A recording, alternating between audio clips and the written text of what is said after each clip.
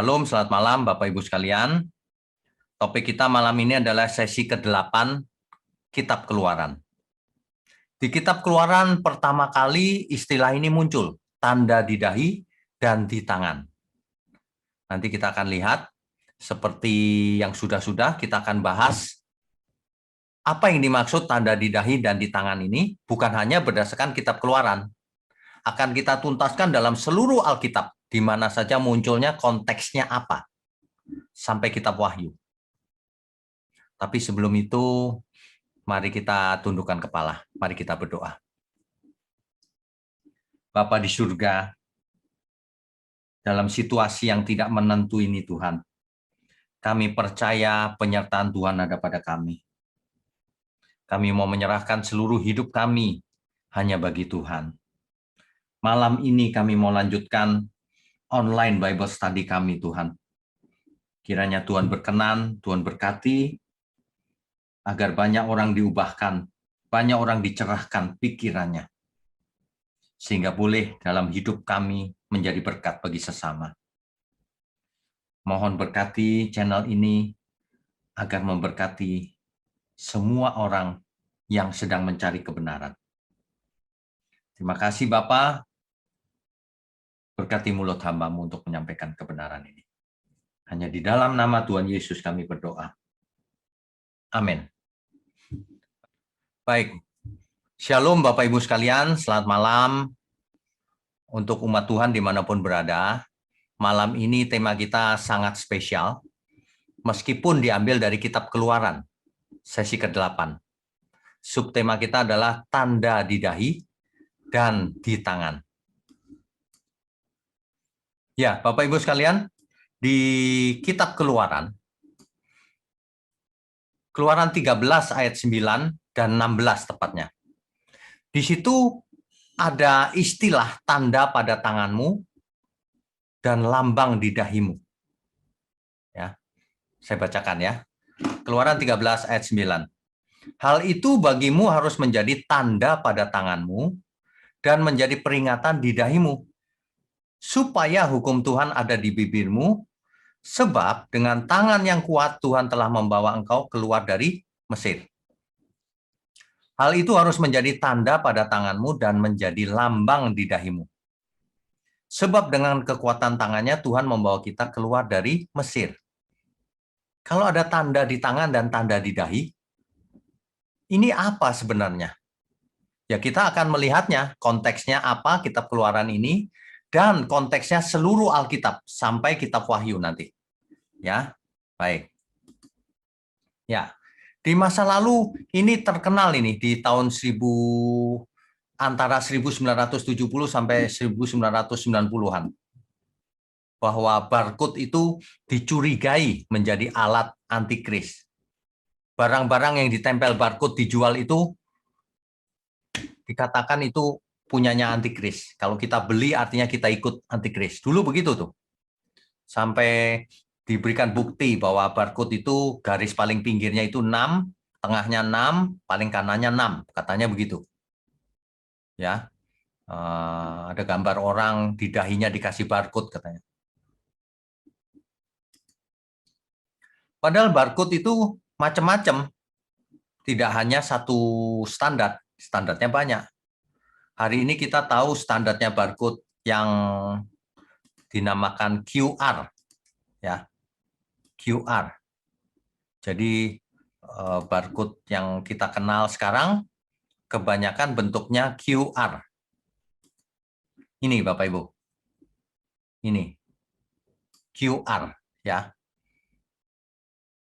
Electronic banking juga pakai barcode yang ini. Di mana 66-nya? Nanti ya, ada orang yang ngarang, ini 6 nih, kotaknya nih, ada 3. Begitu lagi. Manusia itu memang kreatif kalau suruh ngawur. Nih. Bukan, itu bukan 6. Ya. Oke, kita lanjutkan dulu. Bahkan kartu kredit, kartu debit, itu magnetic stripe-nya itu, zaman dulu belum pakai chip. Masih pakai magnetik. Ya. Itu magnetiknya dikatakan di situ ada kode-kode 666. Katanya begitu zaman dulu, ya. Waktu saya kuliah, di tahun 80-an itu ada buku tebal, judulnya 666. Hari ini masih ada, saya simpan. Kalau kita baca hari ini, aduh, kita bisa tertawa terbahak-bahak. Itu salah semua yang dikatakannya itu. Kenapa? Fakta hari ini, seluruh produk yang kita beli sudah dipakein barcode. Dan kartu kredit, kartu debit kita semua pakai. Bahkan transaksi non-tunai yang dulu katanya itu adalah pemerintahan antikris, tunai akan menghilang katanya. Hari ini kita sudah pakai non-tunai semua, apalagi di zaman pandemi seperti ini. Lebih aman pakai non-tunai. Ya, transaksi online sudah mendunia. Berapa hari yang lalu saya beli di Amazon, non-tunai, nggak mungkin tunai. Buku, ya. Masa kita semua sekarang sudah jadi antikris? Kan tidak. Ya, tentu bukan itu yang benar ya. Tapi manusia itu memang gampang lupa. Penyakitnya itu lupa. Dan tidak belajar dari pengalaman masa lalu. Dunia dihebohkan oleh teknologi RFID yang implementasinya pakai chip kecil sekecil beras disuntikkan ke tangan manusia. Langsung deh orang yang nggak mengerti menghubungkannya ke Wahyu 14 ayat 9 sampai 10, tanda di dahi dan tanda di tangan. Katanya antikris segera dimulai pemerintahannya. Di televisi kita itu diberitakan waktu itu. Ini dia chipnya.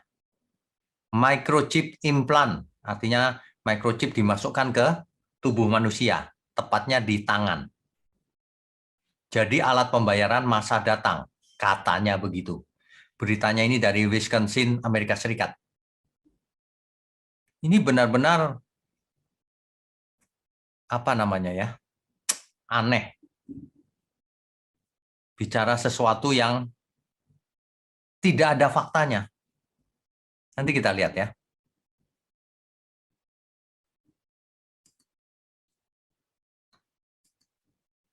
Ini pernah muncul di TV.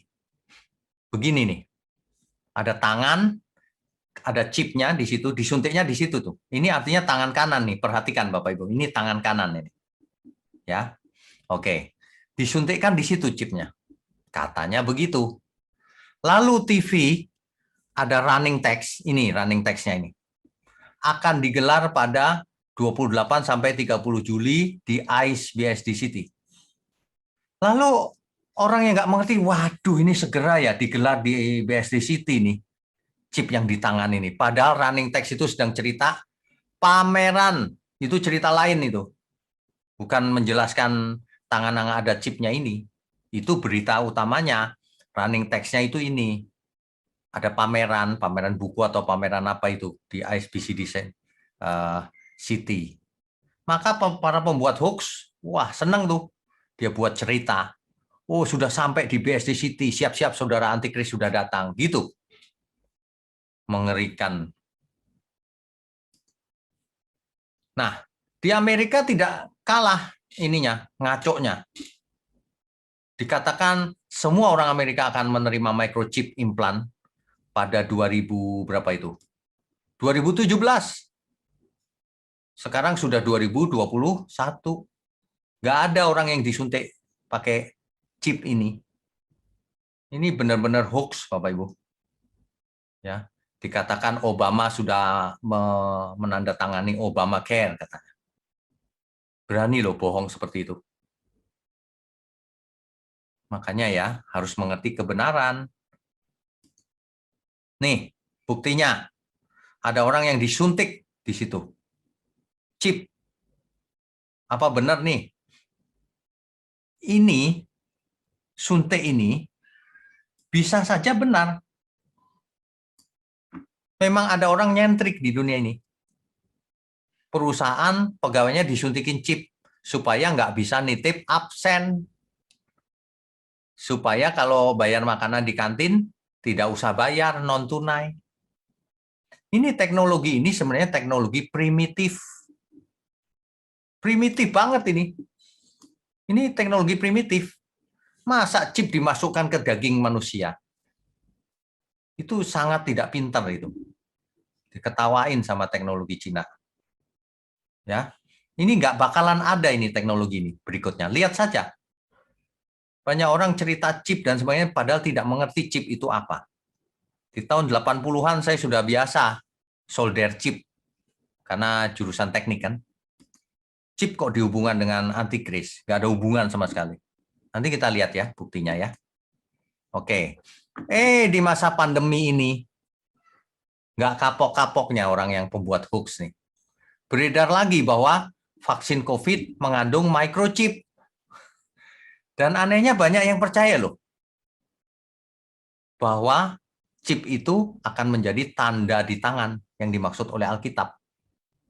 Makanya ada orang tertentu yang nggak mau divaksin. Perhatikan baik-baik. Ngotot nggak mau divaksin. Katanya itu antikris. Orang kalau nggak ngerti begitu, kasihan. Kalau memang itu antikris, maka kita semua jadi antikris sekarang.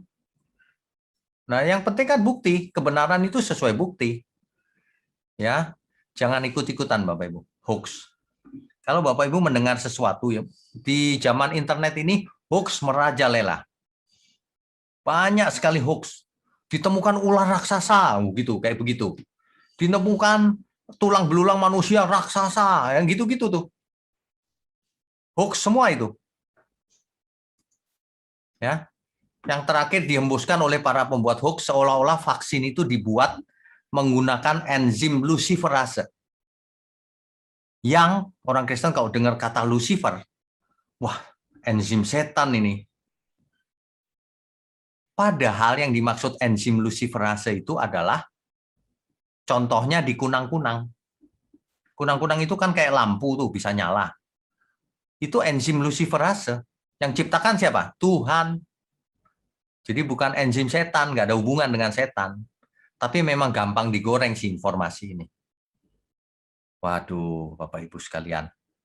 Nah, ini contoh hoax yang di Amerika nih. Semua orang Amerika akan menerima microchip implan 2017 katanya. Itu hoax, sampai hari ini nggak ada itu. Ya, hoax itu apa sih? Hoax itu adalah kebohongan yang menyamar sebagai kebenaran, seolah-olah benar. Saat ini beredar hoax yang sangat masif di internet dan media sosial. Berhati-hatilah Bapak Ibu. Cara ngeceknya bagaimana? Mudah. Di internet banyak sekali website yang untuk ngecek berita-berita palsu itu. Contohnya salah satunya www.snopes.com. Ya. Jangan mudah percaya. Kadang-kadang ya ada orang Kristen kasih tahu saya gambar Tuhan Yesus di awan-awan. Kakinya kelihatan. Lalu dia bilang, Tuhan sudah datang Pak, kakinya yang kelihatan. Saya langsung bilang, bohong. Itu mah pakai komputer bikinnya. Heran loh, ada orang-orang tertentu yang begitu. Dulu pernah juga orang bicara sama saya, nunjukkan foto. Pak, penampakan Tuhan Yesus di suatu lapangan. Nih, ya itu mah kalender ditempel. Kalau saya ngomong begitu orang nggak suka. Berapa hari kemudian baru, iya Pak, bener ini saya dibohongin sama teman saya.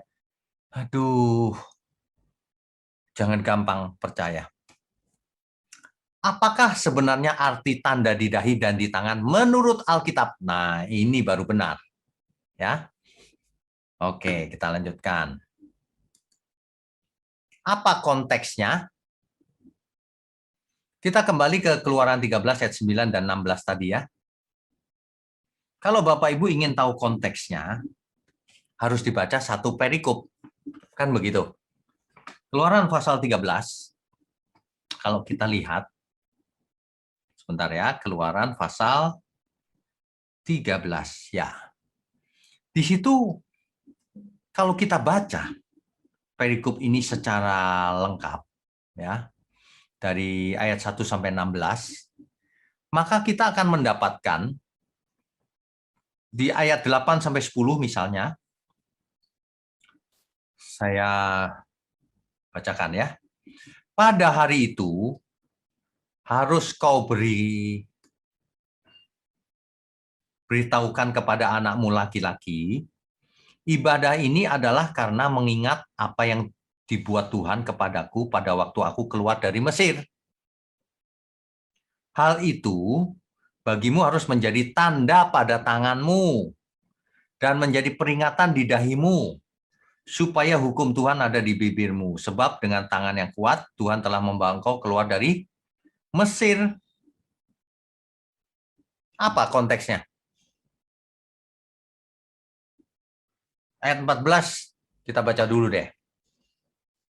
Dan apabila anakmu akan bertanya kepadamu di kemudian hari, apakah artinya itu? Maka haruslah engkau berkata kepadanya dengan kekuatan tangannya, Tuhan telah membawa kita keluar dari Mesir, dari rumah perbudakan. Itu, konteksnya itu. Jadi harus jadi tanda di tanganmu dan menjadi lambang di dahimu. Dahi mewakili pikiran. Artinya gini loh, ingatlah akan hal itu, lakukan turun-temurun. Ingatkan anakmu bahwa ini artinya mengingat Tuhan yang dulu melepaskan kita semua bangsa Israel dari Mesir, gitu loh. Orang-orang tua harus menjelaskan ke anaknya begitu, orang Israel. Jadi lambang di dahi dan di tangan itu figuratif. Ya. Itu artinya figuratif. Lambang arti yang sebenarnya itu. Ingatlah akan hal itu. Dulu Tuhan yang melepaskan Israel dari Mesir. Ya. Itu artinya konteksnya. Kita lihat berikutnya.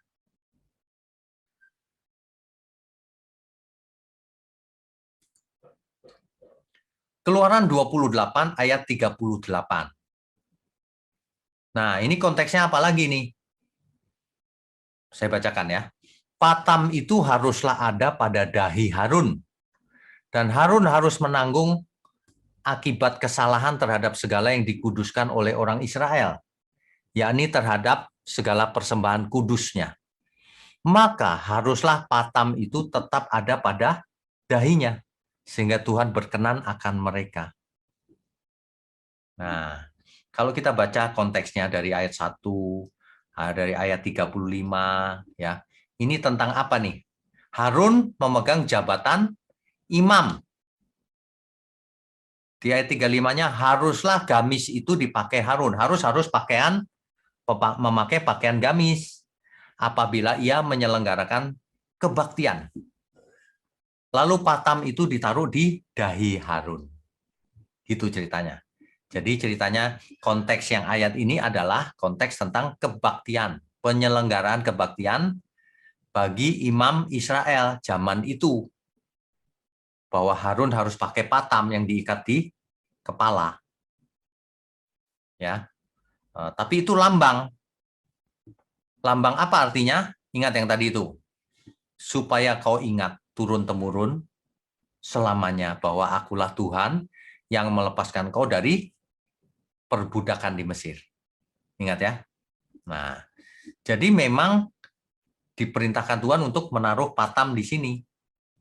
Tapi bukan itu intinya. Intinya adalah figuratif, ya. Kita lanjutkan dulu. Kita akan menelusuri apa saja yang berhubungan dengan tanda di dahi dan tanda di tangan dalam seluruh Alkitab. Jadi Bapak Ibu harus fokus konsentrasi. Di berikutnya muncul di kitab Ulangan. Ulangan 6 ayat 4 sampai 8. Coba perhatikan baik-baik apa konteksnya. Dengarlah hai orang Israel, Tuhan itu Allah kita, Tuhan itu Esa.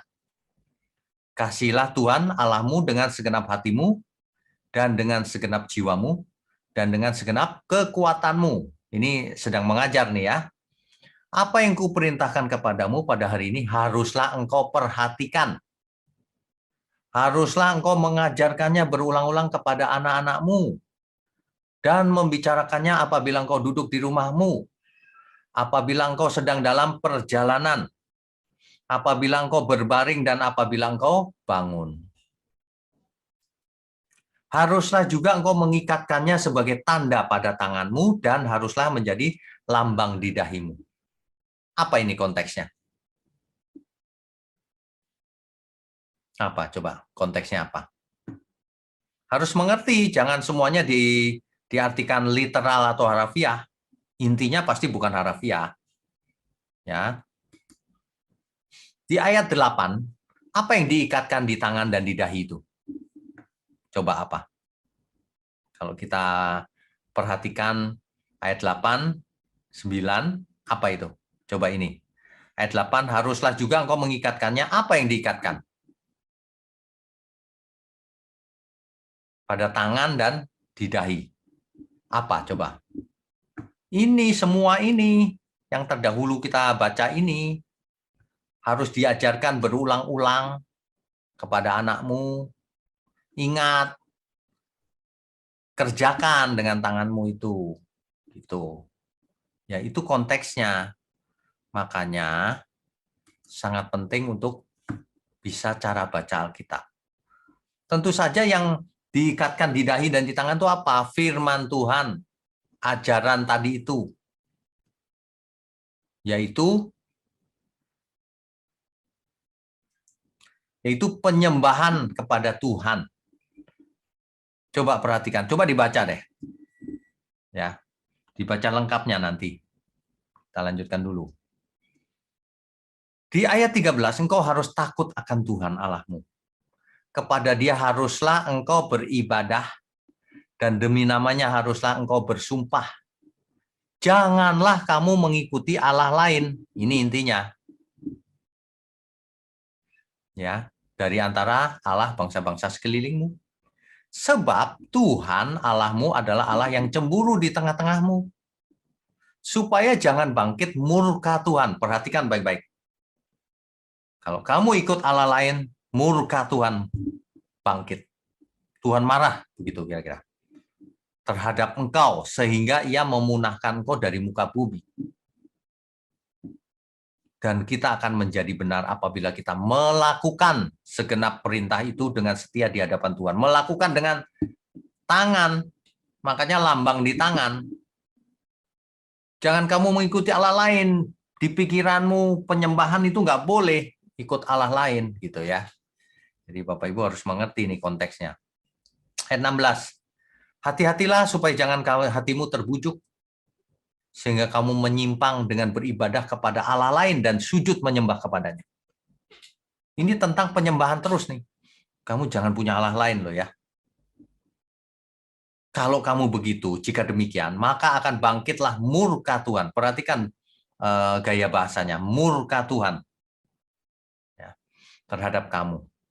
Dan ia akan menutup langit sehingga tidak ada hujan dan tanah tidak mengeluarkan hasil. Lalu kamu lenyap dengan cepat dari negeri yang baik yang diberikan Tuhan kepadamu. Itu sebenarnya intinya. Tetapi kamu harus menaruh perkataanku ini dalam hatimu dan dalam jiwamu. Nah, itu intinya. Ajaran ini, jangan ada Allah lain dan seterusnya ini, taruhlah di dalam hatimu dan di dalam jiwamu. Nah, gitu. Barulah kata-kata ini muncul figuratifnya. Kamu harus mengikatkannya sebagai tanda pada tanganmu dan haruslah itu menjadi lambang di dahimu. Ingat-ingat terus tuh ajaran itu. Lakukan gitu, ya. Oke, kita lanjutkan dulu. Di ayat 18, apa yang diikatkan di tangan dan di dahi itu? Kan sudah jelas, perkataanku. Nah, kan gitu ya. Jadi soal ibadah, jangan kamu beribadah atau menyembah kepada Allah lain. Ayat 16 tadi. Alkitab itu satu paragraf itu pasti bercerita. Intinya di situ, jangan pakai pikiran sendiri. Itulah sebabnya Israel ketika berdoa mengenakan patam. Mereka mengartikan itu secara harafiah, literal. Orang Israel hanya laki-laki yang mengenakan tali sembahyang, patam tadi itu. Ya. Dalam bahasa Ibrani dipakai tefilin. tali sembahyang. Dalam bahasa Yunaninya phylakterion. Itu ada di Matius 23 ayat 5. Ketika zamannya Tuhan Yesus, mereka sudah pakai itu, patam itu, tali sembahyang. Tapi juga ada yang diikat di tangan sebelah lengan sebelah kiri. Jadi ada dua, satu diikat di dahi, satu diikat di lengan sebelah kiri, lengan kiri. Nah, jadi bentuknya seperti ini, Bapak Ibu. Ini namanya phylakterion, patam, ya. Ada tali-talinya, tali sembahyang itu. Dia dipakai di dahi dan dipakai di tangan sini. Ya, makanya orang Yahudi kalau sembahyang pagi pakai ini. Asalnya ayatnya tadi itu. Tentu saja ini adalah lambang. Bukan berarti sudah menjadi orang saleh. Ini adalah lambang kalau orang yang mengenakannya itu saleh. Ya, bukan karena pakai ini cuma lambang bahwa taat kepada perintah Tuhan. Ini dia. Jadi doa pagi mereka menggunakan tali sembahyang yang ada patam, nih patam, yang ada di kepala, di dahi, ini yang ada di lengan kiri. Begitu ya, Bapak Ibu. Ini tali-talinya nih, hitam-hitam nih, tali sembahyang namanya. Phylakterion. Ya. Oke, kita lanjutkan dulu. Patam ini mempunyai 4 bagian. Tiap-tiap bagian berisi sepotong perkamen. Perkamen itu tulisan ayat-ayat di kulit binatang. Ya. Ada yang diambil dari Keluaran 13 ayat 1 sampai 10, ada yang dari 11 sampai 16, ada yang dari Ulangan 6 dari 4 ayat 4 sampai 9, Ulangan 11 ayat 13 sampai 21. Dibungkus dalam kulit binatang, akhirnya menjadi bentuk kotak tadi itu, ditaruh di dalam kotak itu, patam itu, ya. Nah, Tuhan Yesus tidak menyetujui kebiasaan untuk membuat tali sembahyang besar. Matius 23 ayat 5. Semua pekerjaan yang mereka lakukan hanya dimaksud supaya dilihat orang. Mereka memakai tali sembahyang yang lebar dan jumba yang panjang. Sengaja digede-gedein gitu, supaya kelihatan suci. Nah, itu dikritik oleh Tuhan Yesus. Nggak perlu besar-besar lah. Ya, gitu.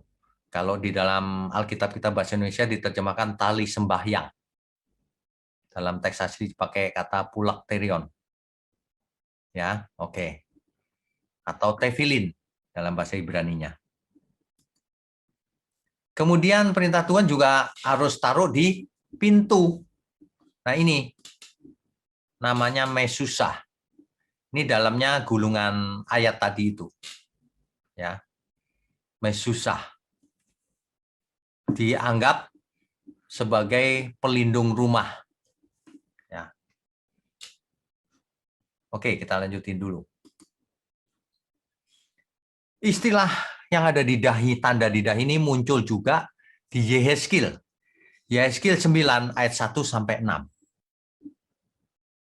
Yehezkiel mendapatkan penglihatan bahwa Tuhan marah kepada orang-orang fasik di Yerusalem. Lalu Tuhan memerintahkan agar setiap orang yang berkeluh kesah akan dosa-dosa Yerusalem diberi tanda T. Dalam bahasa Ibrani, di dalam terjemahan bahasa Indonesia dipakai kata tanda huruf T. Itu menimbulkan pertanyaan banyak orang tuh. Yehezkiel, mana Yehezkiel? Yehezkiel pasal 9 ayat 1 sampai 6 ya. Di situ. Di ayat keempatnya saya bacakan ya. Firman Tuhan kepadanya, berjalanlah dari tengah-tengah kota yaitu Yerusalem dan tulislah huruf T pada dahi orang-orang yang berkeluh kesah. Karena segala perbuatan-perbuatan keji yang dilakukan di sana. Orang-orang benar dikasih huruf T di dahinya ketika itu. Yehezkiel. Nah, dalam teks asli Alkitab, itu bukan huruf T, tapi huruf Ibrani. Taf. Taf atau tau bacanya, ya. Tanda huruf T itu adalah huruf Ibrani tau atau taf. Apa maksudnya? Ini menarik nih. Ternyata huruf taf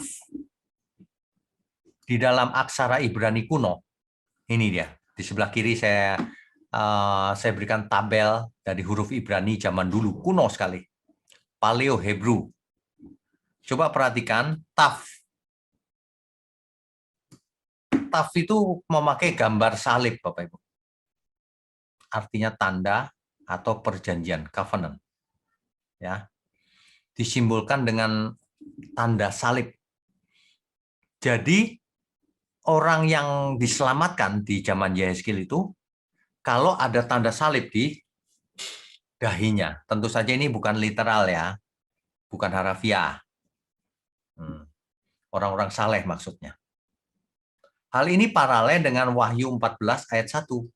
Coba kita baca Wahyu 14 ayat 1 ya. Wahyu pasal 14 ayat 1. Wahyu ini adalah Yohanes yang mendapat penglihatan di Patmos. Dan aku melihat sesungguhnya anak domba berdiri di Bukit Sion, dan bersama-sama dengan dia 144.000 orang. Anak domba itu siapa? Tuhan Yesus Kristus. Ada 144.000 orang. Tentu saja ini simbol. Ada banyak orang. Dan di dahi mereka tertulis namanya, nama anak domba itu, nama Yesus. Dan nama Bapaknya. Perhatikan baik-baik kalimat ini. Di dahi orang kudus itu ada nama Bapa di surga, ada nama Tuhan Yesus. Apa artinya? Apakah ditulis? Apakah ditato? Apakah dikasih chip? Kan bukan itu artinya. Ini figuratif. Ya, nanti kita artikan. Oke, jadi di zaman Yehezkiel, tanda tau atau taf di dahi itu ternyata dalam huruf Paleo Hebrew, Ibrani kuno, lambangnya salib. Jadi orang-orang di zamannya Yehezkiel diselamatkan oleh salib yang ada di dahinya. Itu figuratif loh ya. Artinya mereka layak diselamatkan. Orang-orang kudus, orang-orang benar. Yang tidak tahan melihat kekejian dilakukan di Yerusalem. Ya. Oke, kita lanjutkan. Kita sampai pada kitab Wahyu. Kita harus perlahan-lahan, Bapak Ibu. Wahyu 9 ayat 4.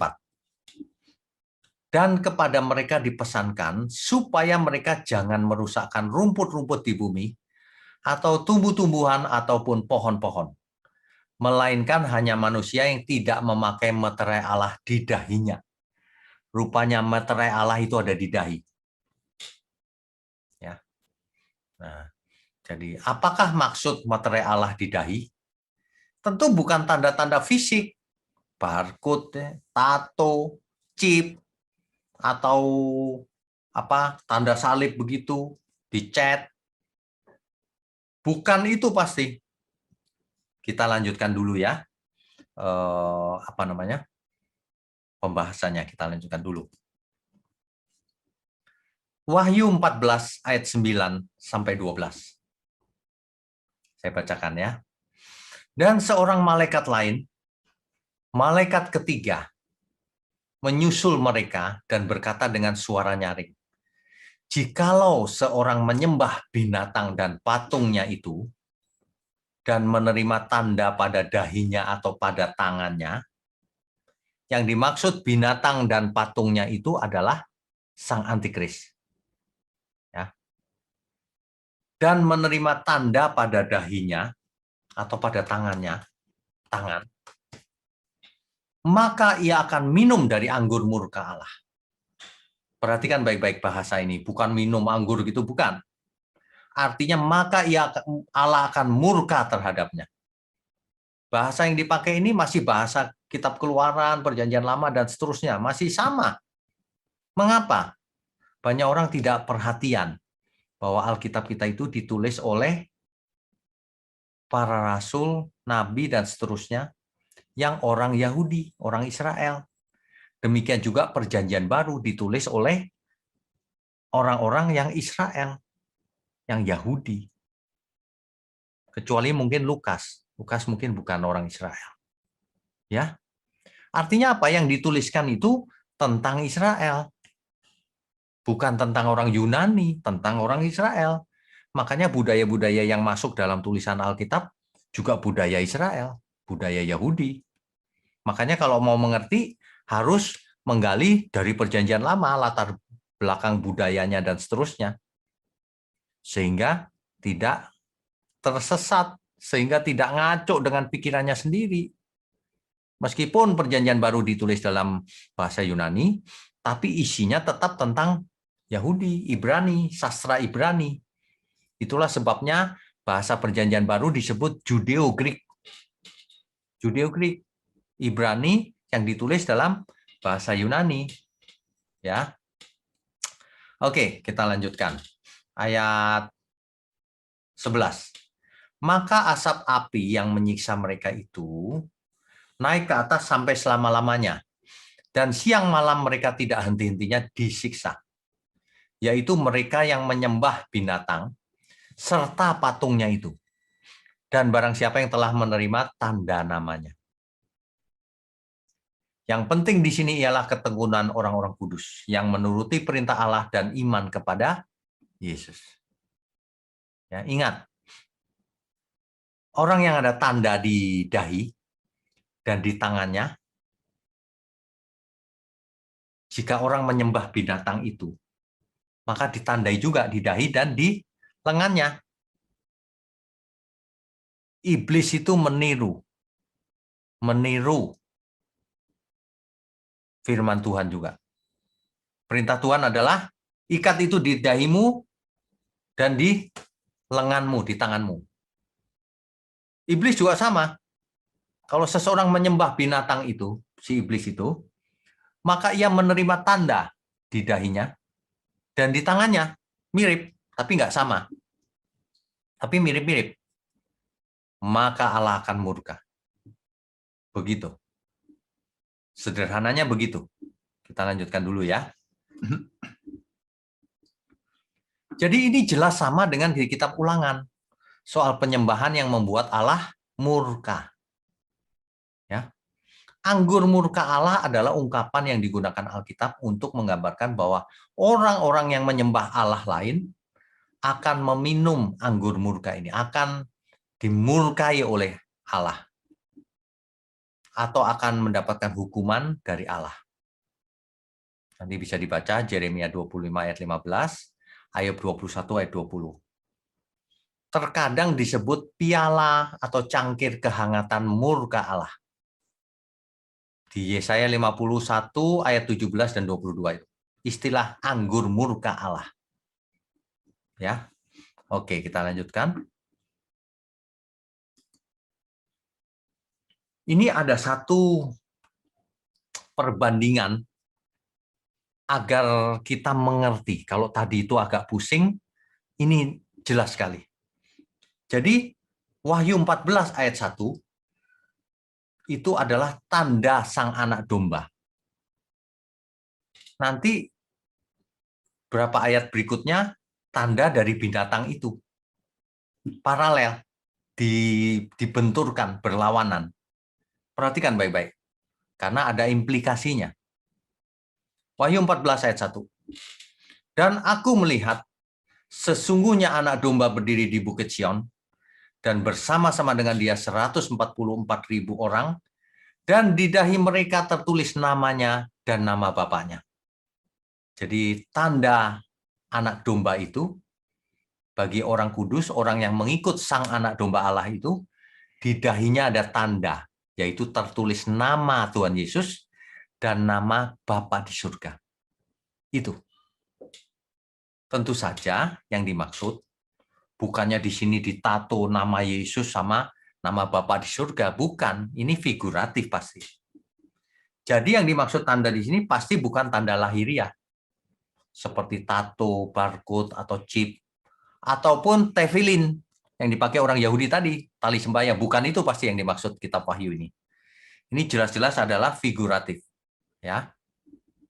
Bisa dibandingkan dengan Wahyu 7 ayat 3, Wahyu 20 ayat 4, Wahyu 22 ayat 3 sampai 4. Ya.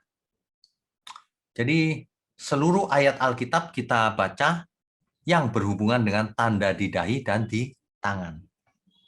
Coba kita baca Wahyu 7 ayat 3 ya. Wahyu pasal 7 ayat 3. Katanya, janganlah merusakkan bumi atau laut atau pohon-pohon sebelum mereka memeteraikan hamba-hamba Allah kami pada dahi mereka. Dahi hamba Allah dimateraikan oleh sesuatu. Apa itu? Tentu bukan dimateraikan pakai materai fisik, apapun bentuknya. Itu adalah suatu bahasa perlambang bahwa hamba Allah yang ada di pikirannya, yang ia kerjakan, pasti kehendak Tuhan. Itu maksudnya. Wahyu 20 ayat 4.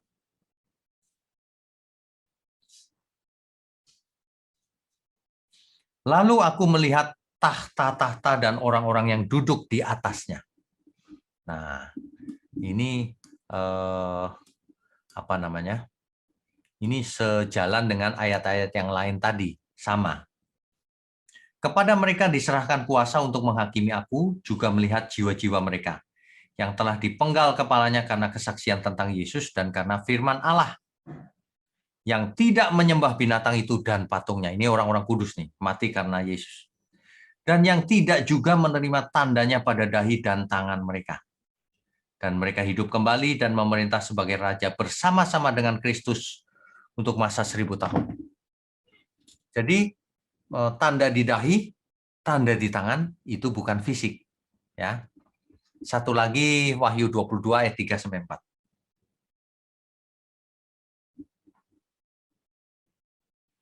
Maka tidak akan ada lagi laknat.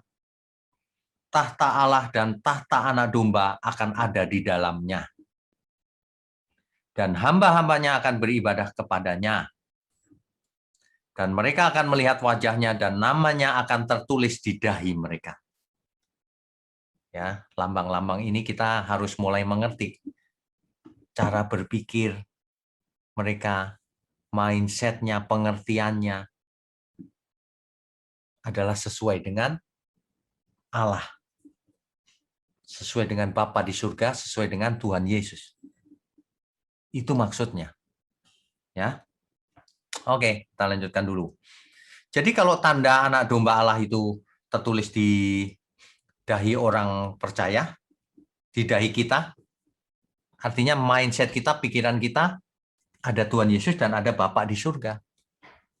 Itu maksudnya. Ada tanda di tangan kita, artinya perbuatan kita. Tangan itu lambang mengerjakan sesuatu. Adalah melakukan kehendak Bapa di surga atau kehendak Tuhan Yesus. Ya. Begitu. Oke, sebentar. Kita teruskan dulu.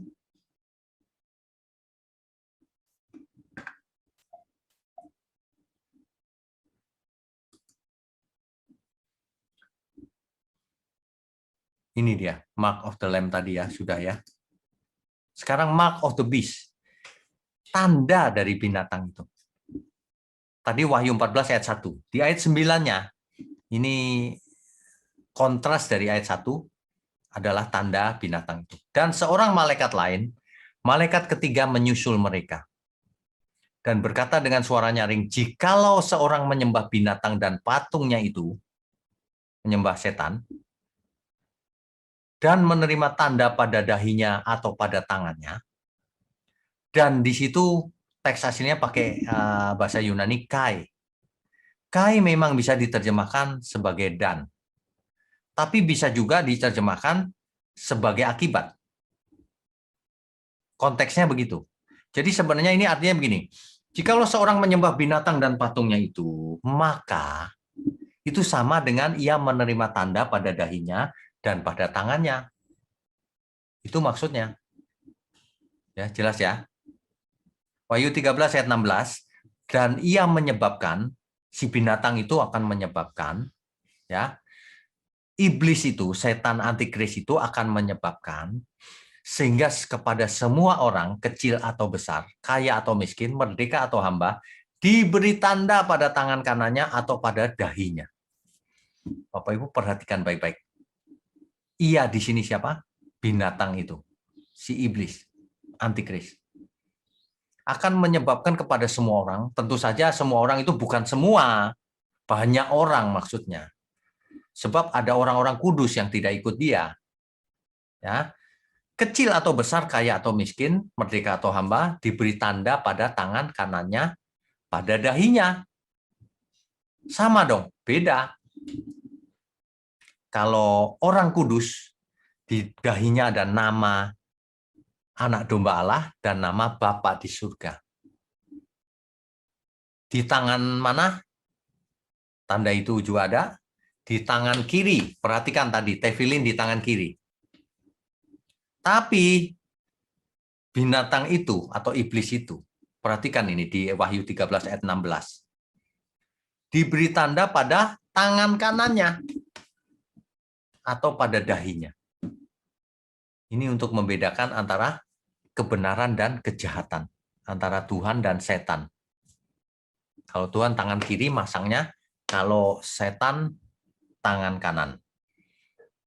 Rupanya Yohanes diberikan penglihatan dari surga tepat. Sehingga kalau kita teliti, iya beda nih. Nah, kita harus mengerti, orang kudus Tuhan, tangan kiri itu melakukan perbuatan kebenaran. Tapi iblis bukan tangan yang sama, tangan kanan melakukan kekerasan, kejahatan. Itu maksudnya. Ya, oke, kita lanjutkan dulu. Ya, jadi kalau orang benar tandanya di tangan kiri, tetapi kalau orang fasik, pengikut binatang itu diberi tanda di tangan kanan. Makanya kalau kita perhatikan ya, pengikut Tuhan Yesus pasti tidak keras. Pasti lembut, penuh kasih. Harusnya begitu idealnya. Perhatikan yang ikut binatang atau iblis itu. Keras, sukanya bunuh, dan sebagainya. Perbuatannya menggambarkan apa yang ada di dahinya. Apakah Yesus dan Bapa ataukah si setan itu, binatang itu. Begitu. Inilah yang membedakan perbuatan. Alkitab dalam bahasa lain juga menjelaskan begini.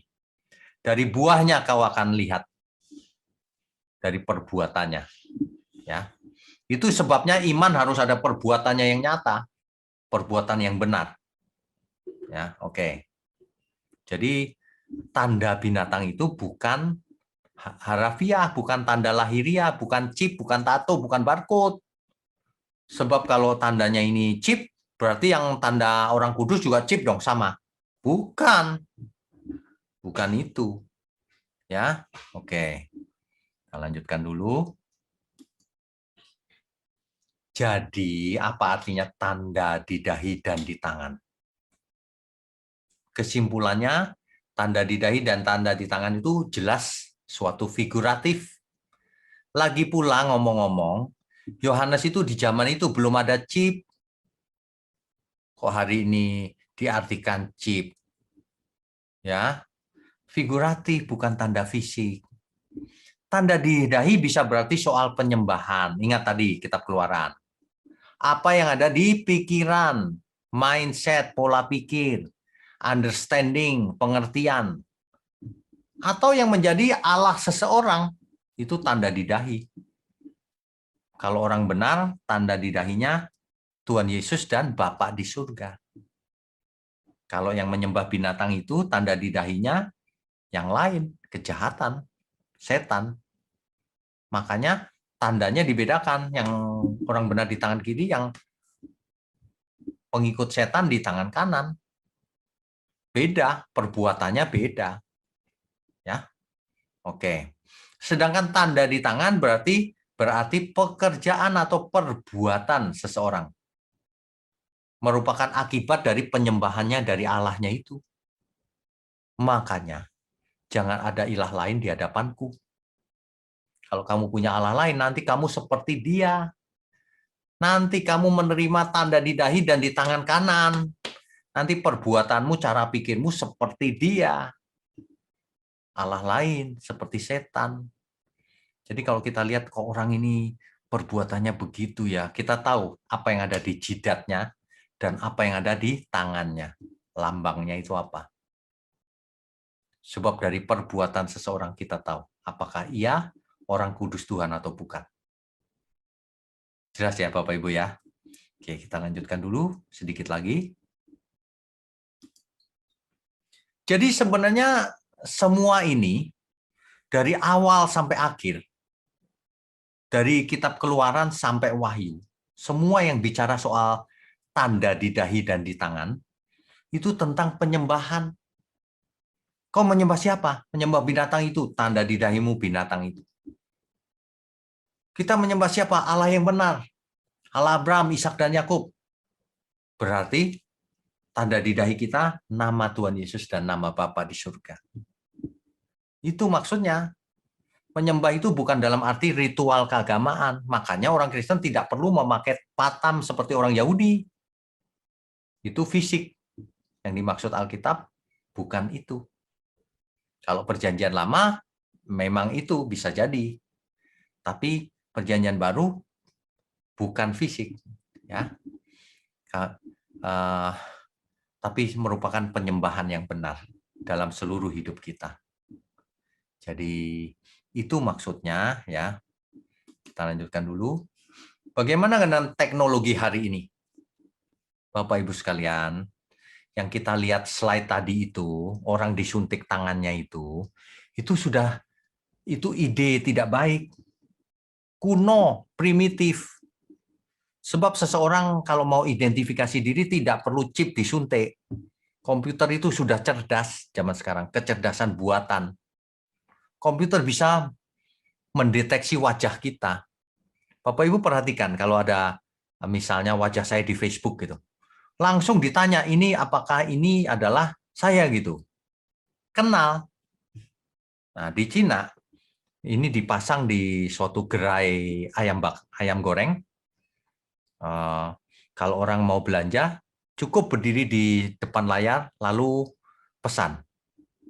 Maka kartu kredit langsung dipotong atau kartu debit. Artinya apa? Artinya komputer bisa mendeteksi wajah. Tidak perlu chip disuntik. Kuno itu. Nggak bakalan ada itu teknologi chip yang disuntik itu nanti. Sudah nggak perlu. Tanpa apapun, komputer bisa mendeteksi kita. Kita hari ini sudah dikenal oleh komputer. Siapapun kita. Karena sudah pernah mengakses internet. Nggak percaya, coba saja cari nama seseorang di internet. Pasti ada fotonya udah. Ya. Jadi di China sudah biasa. Jadi berdiri di depan, smile, ketawa gitu, udah kepotong rekening di bank. Ya, teknologi ke depan apalagi. Perhatikan Bapak Ibu yang sekarang masih muda, nanti 10 tahun dari sekarang teknologinya ada lain lagi. Nanti para pembuat hoax senang lagi, bikin lagi, oh ini antikris lagi gitu, ngulang-ngulang terus. Gak pernah bertobat orang-orang seperti itu. Heran saya. Ya. Jadi teknologi masa depan akan sangat luar biasa. Kecerdasan buatan akan menjadi matang, mesin-mesin akan menjadi cerdas, komputer akan makin kecil, dan mungkin tablet bisa menghilang, bisa hologram, mungkin saja. Hari ini virtual reality sudah mulai biasa. Cuma masih pakai semacam kacamata. Jadi dengan pakai kacamata itu kita ada di dalam ruangan seolah-olah. Ya. Nanti akan ada tuh, itu antikris gitu. Tunggu saja. pertemuan kita Rabu depan tentang rute Exodus. Kita lanjutkan lagi. Waktu bangsa Israel keluar dari Mesir, nah lewat mana saja, itulah rutenya yang akan kita bicarakan. Ya, oke. Sementara ini saya stop dulu share-nya. Ya, jadi Bapak Ibu sekalian, dunia ini penuh dengan hoax. Yang terakhir yaitu vaksin. Sampai-sampai ada seorang ibu yang tidak mau divaksin dengan cara apapun. Sudah saya jelaskan, tetap tidak percaya. Katanya antikris. Kalau vaksin menyebabkan kita jadi antikris, ya kita semua sudah jadi antikris sekarang. Ini ya, orang-orang yang menyebar hoax ini sangat jahat. Memanfaatkan kepolosan banyak orang, keawaman banyak orang, karena tidak mengerti. Ketika saya pernah bahas tanda di dahi dan di tangan ini, memulai dari kitab Ulangan, Keluaran, ada saja orang yang nggak belajar tapi komentar. Heran juga tuh. Tanda di dahi kok Keluaran, Pak? Kitab Wahyu itu. Gitu. Aduh.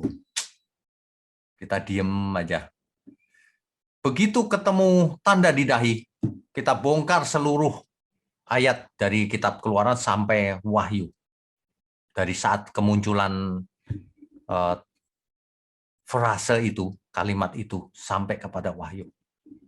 Dan inilah hasilnya. Jadi mulai sekarang Bapak Ibu harus sudah mengerti. Kalau kita orang benar, apa yang ada dalam pikiran kita? Jidat. Di jidat itu mewakili pikiran kita. Understanding kita. Kebijaksanaan. Pengertian akan doktrin yang benar. Itu di jidat lambangnya. Dilambangkan dalam kitab Wahyu, ada tertulis nama anak domba Allah dan nama Bapa di surga. Itu artinya. Ya. Lambang di tangan, di lengan kiri, artinya perbuatan orang itu akan mencerminkan apa yang ada di pikirannya. Sebaliknya, pengikut binatang itu artinya menyembah binatang atau setan itu, maka di dahinya juga ada. Si setan itu, cara berpikirnya seperti setan, mindsetnya, semuanya. Tandanya di lengan kanan, perbuatannya adalah kekerasan, menipu, tidak jujur, dan sebagainya.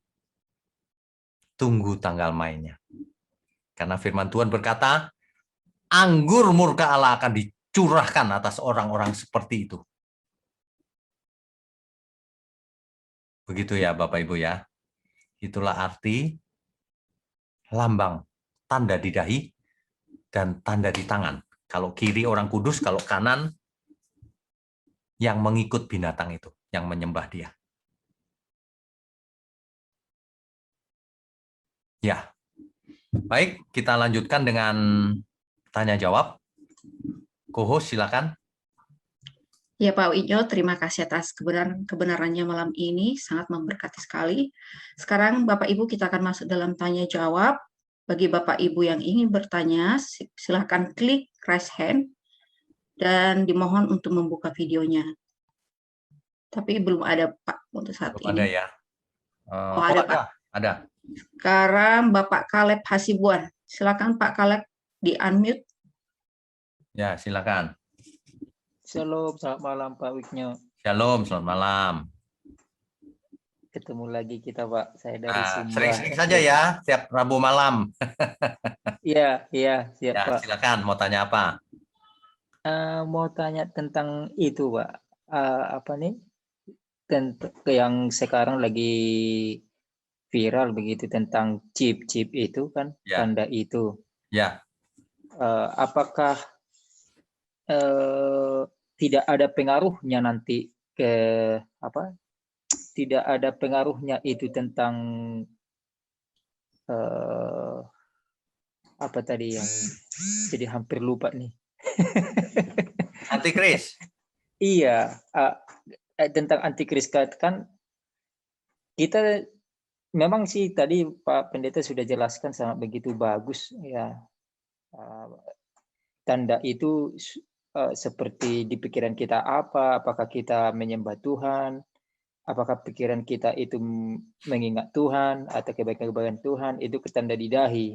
Ya. Tapi apakah nanti yang waktu ditaruh, contoh katakanlah yang di tangan yang sekarang sudah terjadi di Amerika tuh, chip itu, Oke, apakah mengerti. uh, Ya, mengerti pertanyaannya. Oke, yang pertama, yang gambar disuntik tadi iya Pak, itu hanya berlaku di suatu perusahaan, di Swedia ada, di mana lagi ada, cuma untuk karyawannya saja, untuk absen.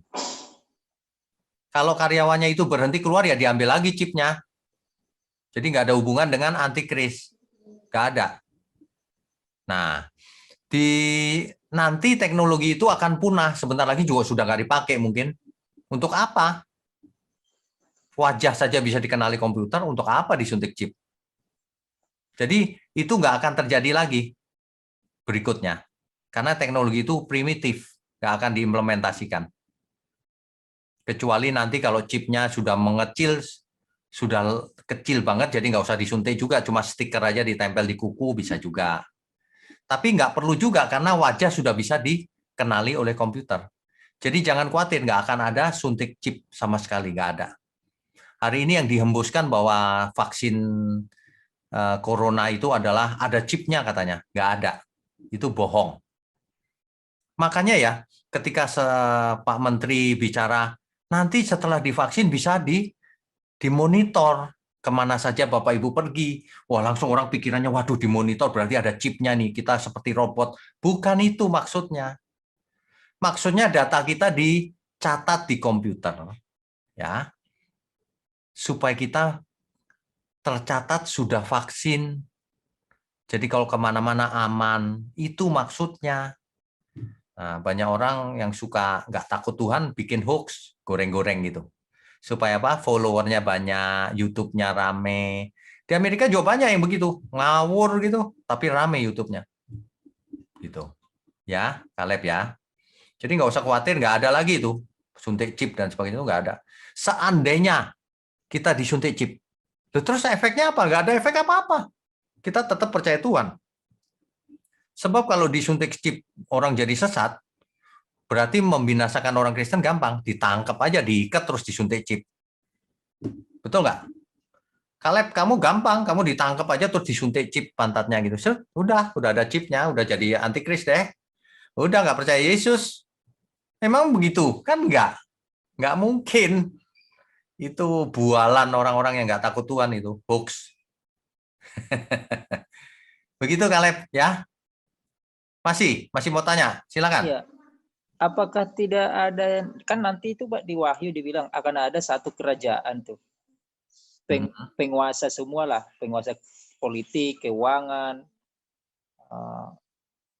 apa ya, di dunia ini, di bumi ini akan ada satu kerajaan. Apakah tidak mengarah ke situ ini? Sistem kan udah jadi satu nih jadinya Pak. Nah, ini dia. Di kitab Wahyu nggak ada itu cerita itu. Yang mana? Kerajaan itu Pak, kerajaan seribu Iya, yang tahun mana? itu. Yang mana? Nggak ada. Wahyu pasal 20 itu Pak ya. Ya, coba dibaca.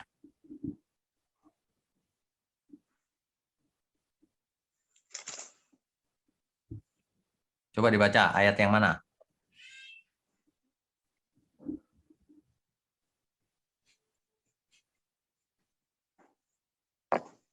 Kurang lebih ya.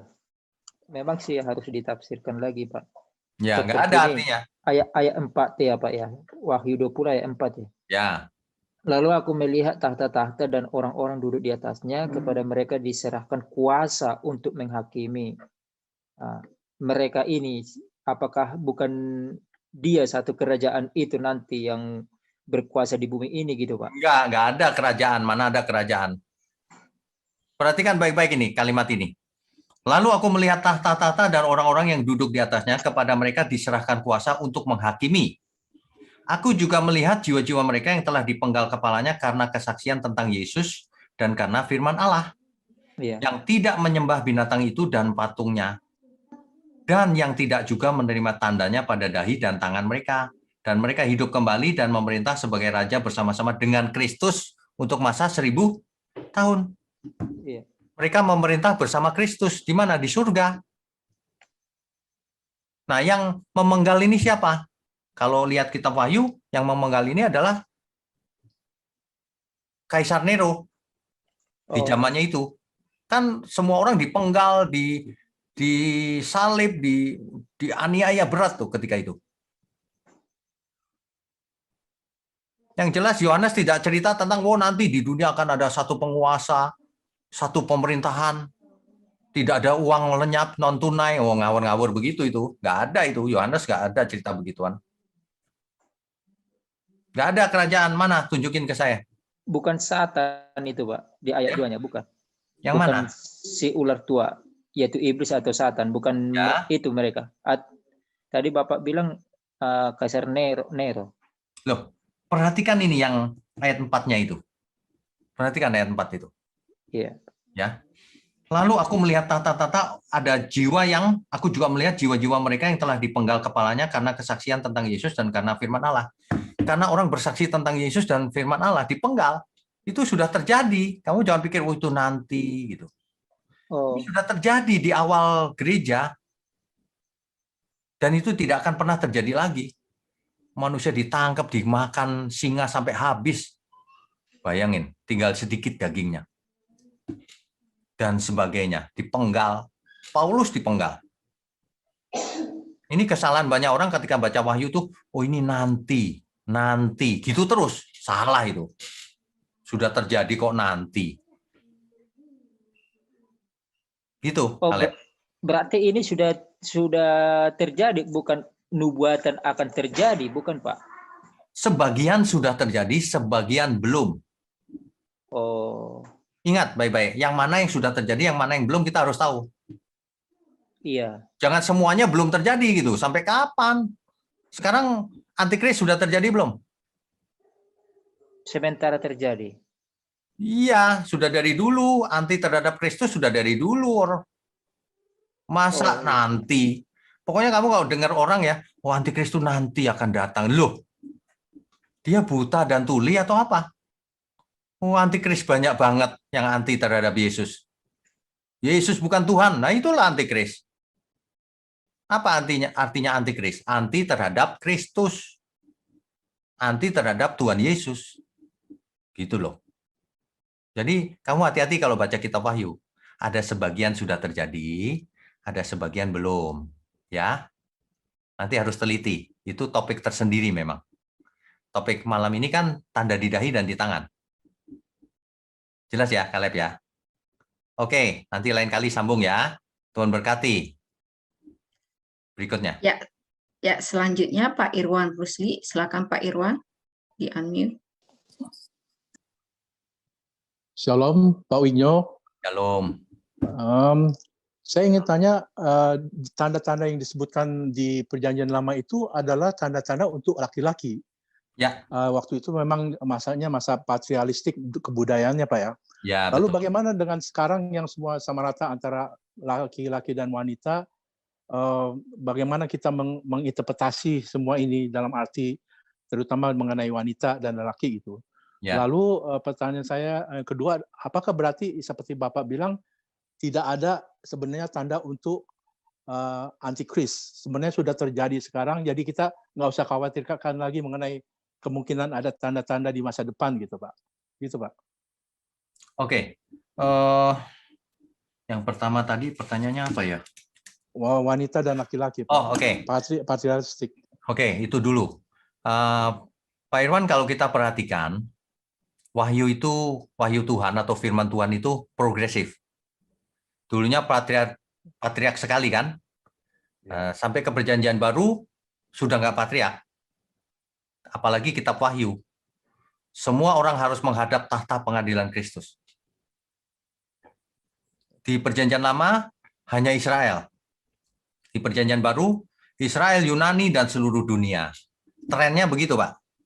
Di Perjanjian Lama fisik, di Perjanjian Baru non-fisik, batiniah yang penting. Jadi sudah tidak berlaku tuh, masa dibedakan laki-laki dan enggak. Tidak disebut begitu. Berlaku untuk semua orang.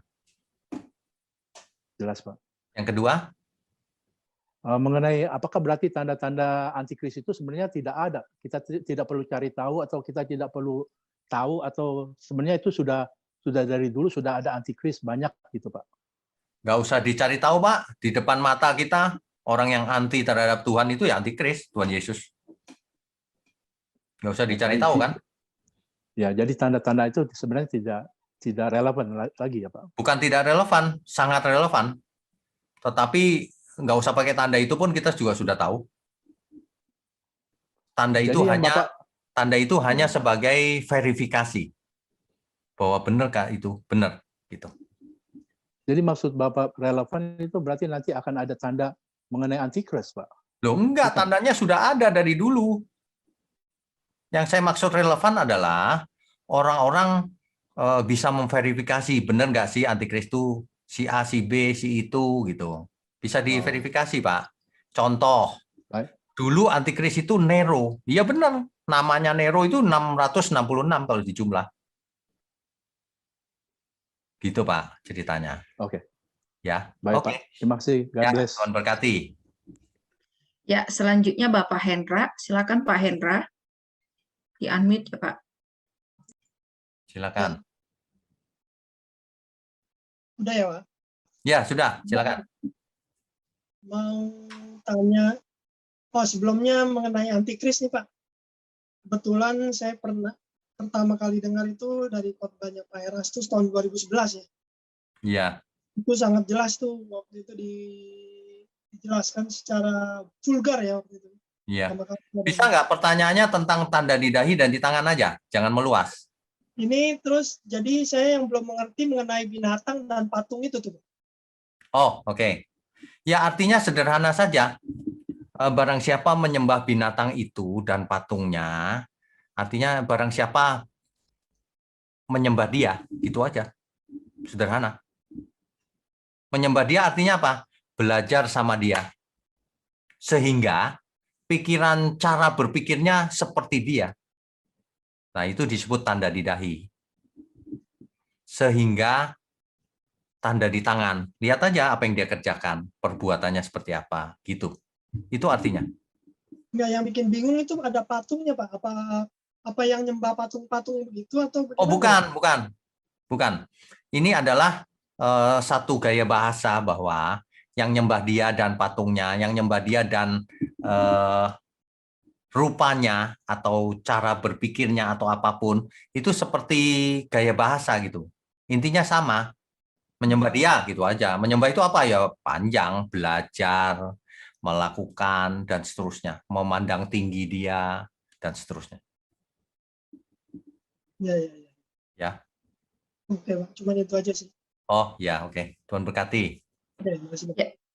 Ya, selanjutnya Bapak Pantas Panggabean, silakan Pak. Pak Pantas, silakan. Ya. Shalom Pak, terima kasih waktunya Pak. Ya. Pertanyaan saya adalah gini Pak, kenapa setelah zaman-zaman sekarang orang mengaitkan tanda-tanda itu dengan antikris ya Pak? Mengaitkan tanda-tanda itu dengan antikris ya Pak? Iya. Oh, oke. Itu gara-garanya Pak, impor teologi dari Amerika. Di sana suka bikin sensasi gitu. Bapak lihat aja di YouTube, masih begitu-begitu. Ada yang sekarang lagi vaksin, ya chip yang digembor-gemborkan itu. Terus orang-orang pada takut gitu. Aduh, itu dari sono Pak aslinya. Import teologinya, nggak baca Alkitab. Kalau kita baca Alkitab nggak ada hubungan dengan itu, sama sekali nggak ada hubungan. Kenapa dihubungkan antikris ya? Ya itu Pak, karena import ajaran dari mereka. Padahal kalau kita baca sendiri kitab Wahyu tadi itu jelas mark of the lamb dibandingkan dengan mark of the beast. Mark of the lamb tanda anak domba Allah. Di dahi kita ada nama Yesus dan nama Bapa. Kalau mark of the beast di dahinya tandanya dia tuh, tandanya iblis itu. Dari mana taunya? Perhatikan tanda di tangannya, apa yang orang kudus kerjakan dan apa yang mereka kerjakan. Kelihatan dari perbuatannya. Begitu, Pak. Terus Pak, kan saya juga pernah diskusi dengan kawan-kawan Pak ya. Mereka ngelihat tanda itu selalu dari kitab Wahyu ya Pak. Dan seperti yang tadi penanya pertama juga ada sedikit confuse ya Pak. Dibandingkan dengan penjelasan Bapak, kita mulai dari kitab Keluaran ya Pak. Itu jujur. Ya. Saya baru tahu mungkin awal tanda-tanda itu dari kitab Keluaran ya Pak. Ya. Nah maksud saya gini, untuk bisa membalikkan premis orang yang salah mengenai tanda-tanda itu dari kitab Wahyu, poinnya apa yang bisa kita ambil ya Pak? Terima kasih. Oke, baik. Sebenarnya orang yang sudah termakan premis itu bisa berubah atau tidak tergantung dirinya sendiri, Pak. Yang kita bisa lakukan adalah kita sajikan fakta. Faktanya begini loh. Nah, pengalaman saya ya Pak, kalau ketemu orang yang begitu nggak berubah mereka. Iya Pak, betul. Sudah saya kasih tahu gitu ya, dia bilang enggak, salah kau. Kata itu pengkhotbah dari Amerika itu nggak gitu gitu. Ya udah terserah. Udah nggak mau berubah ya, terus gimana? Iya betul Pak, betul. Rugi sendiri dia. Iya. Gitu Pak. Yang penting kita sajikan fakta. Faktanya begini. Nah, terakhir orang yang nggak mau divaksin itu saya cuma cerita gini, kalau kamu benar, berarti aku jadi antikris sekarang. Berarti semua orang di dunia antikris, kau hati-hati dikeroyok antikris. Segituin aja. Terus dia bingung juga dia. Tapi tetap nggak mau berubah, Pak. Ya udah. Gitu. Itu bukan terjadinya bukan cuma di orang awam, Pak. Para teolog juga terjebak dalam itu. Premisnya masing-masing. Betul. Betul sekali Pak. Saya ngalamin itu Pak. Ya. Jadi untuk menjelaskannya kita pakai sudut apapun pasti nggak mempan untuk mereka ya Pak. Ya betul. Makanya Pak, kalau orang bisa mengerti yang saya bawakan setiap Kamis sore itu kebenaran, natur dari kebenaran, nah orang bisa berubah kalau dia mengerti itu. Masalahnya orang nggak mengerti apa-apa tentang hal itu. Jadi makanya saya adakan natur kebenaran ada 7, Pak. Nanti jadi buku. Iya. Iya, Pak. Oke. Baik, Pak. Ya, terima kasih banyak ya, Pak. Tuhan berkati, Pak. Ya, selanjutnya Ibu Yuliana, silakan Ibu Yuliana di-unmute. Bu Yuliana, silakan. Shalom, selamat malam Pak Wignyo. Shalom. Ada 2 pertanyaan ya Pak ya. Ya. Yang pertama, banyak orang muda saat ini, anak-anak Tuhan ya Pak ya, membuat tato di tangan dan mereka bilang toh menyadari ya keselamatan itu nggak tergantung dengan tanda di dahi dan di tangan, begitu ya. Sementara di Mazmur 19 ayat 28 berkata, janganlah kamu menggoresi tubuhmu karena orang mati dan janganlah merajah tanda-tanda pada kulitmu. Akulah Tuhan. Mohon pencerahannya Pak, itu yang nomor 1 Pak. Oke. Terima kasih. Jadi begini, semua yang ada di luar yang fisik ini, termasuk tubuh kita, itu tidak pengaruh pada keselamatan. Yang pengaruh adalah batin kita, karakter kita, kodrat kita, apakah kita bertobat benar apa enggak, itu yang pengaruh. Artinya apa? Kalau seseorang di masa lalu tato, seluruh tubuhnya ditato, lalu ia mengenal Tuhan Yesus, lalu ia bertobat, maka ia selamat. Kenapa? Tubuh lamanya nggak dipakai nanti, dikasih tubuh yang baru. Gitu. Hancur jadi debu. Nah, jadi bukan soal lahiriahnya, tetapi kalau ada orang yang sudah mengerti kebenaran, lalu sengaja menato, seluruh tubuh ditato gitu, ya kita tahu dong dia tidak menghormati Tuhan berarti. Kan motivasinya apa? Kan begitu kan? Kalau cuma tato kecil ya mungkin nggak salah lah. Tapi kalau sampai tato beneran gitu ya, terus bedanya apa kau dengan orang dunia? Nah gitu ya, motivasinya yang penting.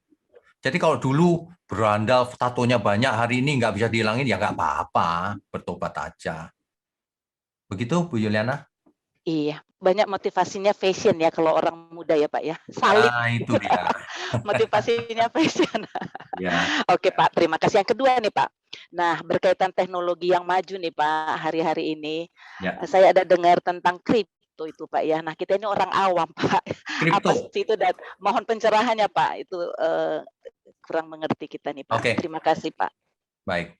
Istilah kripto itu sebenarnya ada satu cabang ilmu namanya kriptografi. Apa itu? Kriptografi itu suatu teknik di mana suatu pesan di-encrypt. Di-encrypt itu namanya diacak, Bu, dengan aturan tertentu. Supaya dalam perjalanan ini kalau sampai ke tangan orang lain yang tidak berwenang, dia nggak bisa baca karena sudah diacak. Tapi di tujuan yang menerima tahu cara mengembalikan ke aslinya lagi.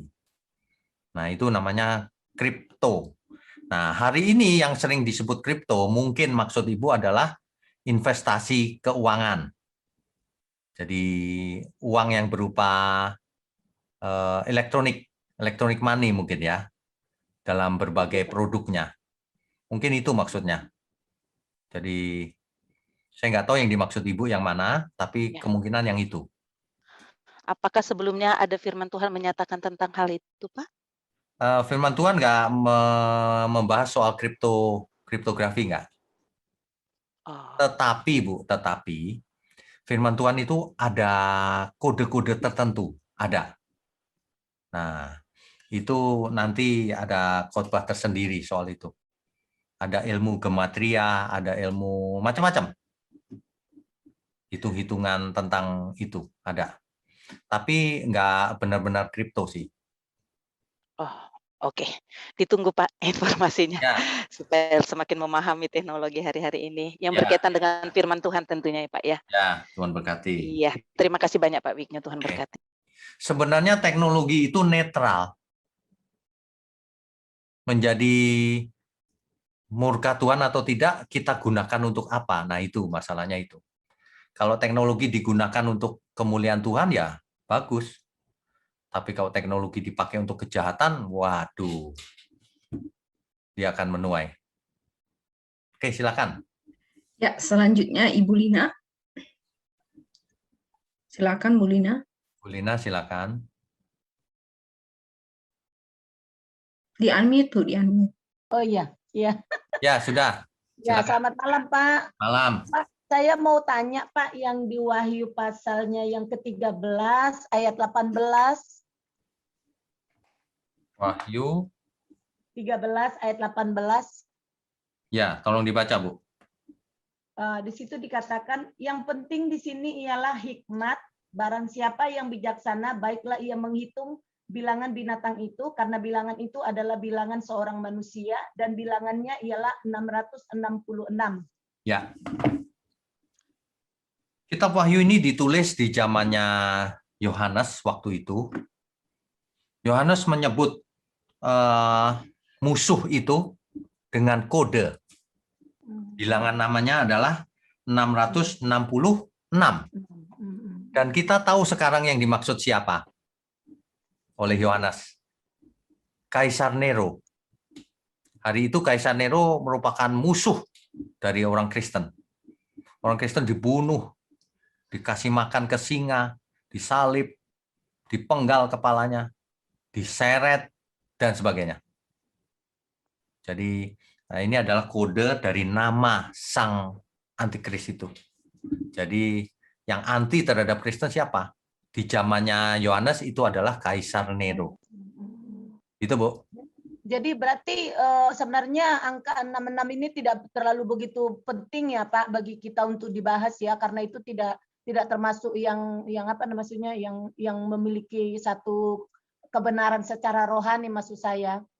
Ini menunjukkan tanda daripada si antikris itu, namanya kalau dijumlahkan 666 gitu maksudnya. Ya, tapi maksud saya untuk dalam kehidupan sehari-hari atau mau enggak. akan datang tidak akan ada hubungannya dengan angka 66 itu ya Pak ya. Enggak ada. Jadi kalau Ibu dengar internet itu 6666 karena www gitu. Udah omong kosong itu semua. Jadi nggak ada hubungannya ya Pak ya? Nggak ada, nggak ada. Terima kasih Pak Wigno. Tuhan Ya, memberkati. Tuhan berkati. Ya, selanjutnya Saudara Michael Lambonam, silakan. Ya, silakan. Unmute. Halo, shalom Pak Wigno. Shalom. Gimana? Kedengaran suara saya Pak? Dengar. Soalnya dari tadi saya kayak putus-putus suara Bapak, atau mungkin internet saya yang kurang bagus. Jelas. Suara silakan. saya jelas ya? Jelas. Saya mau bertanya Pak, mengenai tanda di dahinya dan tangan. Itu kalau kita di zaman kita sekarang itu kayaknya ketika kita bertobat itu sebenarnya pikiran-pikiran Kristus sudah tertanam di dahi kita atau pikiran kita, dan perbuatan yang kita lakukan ya itulah tanda di tangan kita. Apakah bisa diartikan begitu Pak? Benar. Jadi kalau zaman sekarang kita bertobat ikut Tuhan Yesus, ya kita belajar kepada Tuhan Yesus. Harus bagaimana hidup kita, pikirannya dipenuhi kebenaran firman. Itu. Tapi bukan berarti bertobat hari ini besok langsung jadi. Perlu proses panjang. Belajar kebenaran, mindset berubah, itu proses panjang. Berapa ayat? Nggak bisa dihitung. Berapa khotbah? Nggak bisa dihitung. Jadi butuh waktu sampai benar-benar matang. Gitu. Ya. Artinya apa? Artinya kita semua tidak boleh merasa puas sebelum kita mati. Belajar terus, lakukan terus apa yang kita bisa lakukan untuk kemuliaan Tuhan. Oke. Kalau mengenai barcode itu Pak, sebenarnya sih kalau kita sebagai anak muda ya nggak, karena tahu teknologi ya tidak terlalu ngaruh mengenai tanda-tanda itu sih Pak. Ya. Ya, mungkin karena anak muda zaman sekarang kan ya kadang mereka agak kurang mengerti teknologi, jadi mereka kadang membuat mereka bingung kayaknya. Ya benar. Tapi kan sekarang chip juga dipercaya banyak orang tuh yang vaksin. Nah. Oh iya, kalau saya sih Pak nggak percaya itu sih Pak. Kalau anak muda kayak kamu semua nggak laku hoax. Iya, kalau itu sih nggak percaya banget itu. Ya udah, gampang kalau gitu. Terakhir Pak, mau tanya nih, apakah di luar konteks atau gimana? Tapi mau tanya aja sih Pak. Ya. Kalau kita kan yang mengikuti binatang atau iblis, berarti itu nantinya kan akan dihukum di lautan api kan Pak? Ya betul. Tapi pastinya kita diubahkan dulu jadi ada punya tubuh yang baru ya Pak ya? Ya. Jadi gini, orang kudus akan dibangkitkan yang mati. Yang nggak mati ketika Tuhan Yesus datang, tubuhnya ditukar dengan tubuh kemuliaan. Lalu dibawa ke surga. Nah, orang fasik yang mati dibangkitkan, dikasih tubuh, tapi untuk ditinggal di bumi yang jadi lautan api. Udah, begitu aja. Ya itu maksud saya. Jadi nanti orang fasik pasti kan akan merasakan kesakitan yang luar biasa di lautan api itu kan Pak? Jelas. Pertanyaan saya, iblis juga dihukum bersama-sama orang fasik kan di lautan api? Ya.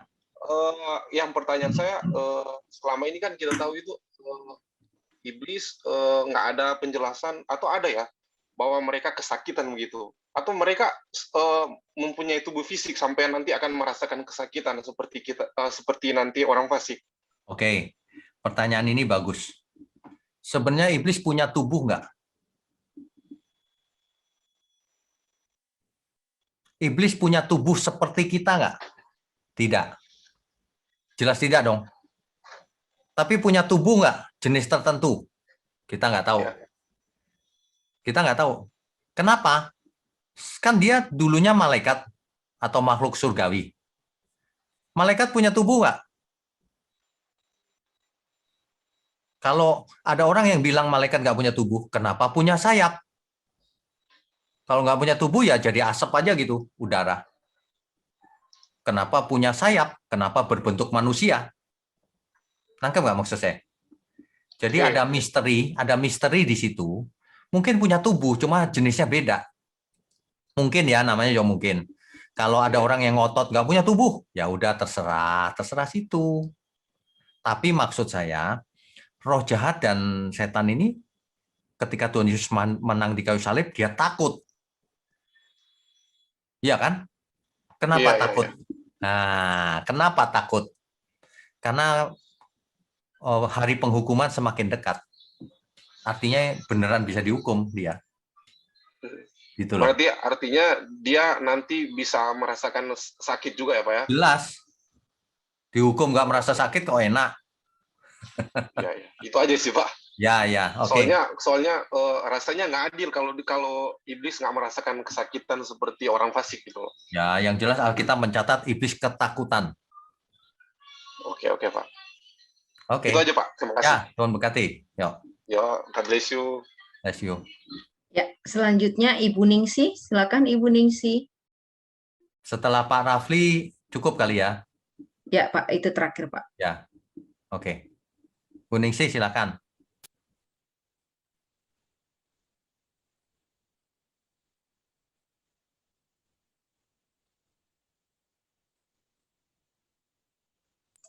Tolong di-unmute, Bu. Suaranya tidak terdengar, Bu. Nggak ada suara, Bu.